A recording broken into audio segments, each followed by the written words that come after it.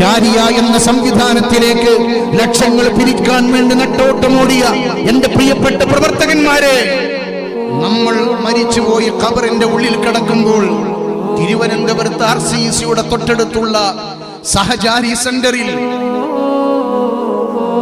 Cancer രോഗം വന്നിട്ട് വേദനിച്ചുകൊണ്ട് കുറച്ചു നേരം വിശ്രമിക്കാൻ വേണ്ടി വന്ന പ്രിയപ്പെട്ട രോഗിയായ സഹോദരനോ സഹോദരിയോ ഉമ്മയോ ഉപ്പയോ കുട്ടിയോ അവിടുന്ന് ഇങ്ങനെ പടച്ചോൻ കട്ടുമ കിടന്നിട്ട് ഇങ്ങനെ സംവിധാനം ഉണ്ടാക്കാൻ വേണ്ടി സഹായിച്ചവരെ അവർക്ക് ഖൈർ നൽകണേ, റാഹത്ത് നൽകണേ എന്നെങ്കിലും നമ്മളൊക്കെ മരണപ്പെടുമെന്ന് ഉറപ്പാണ്.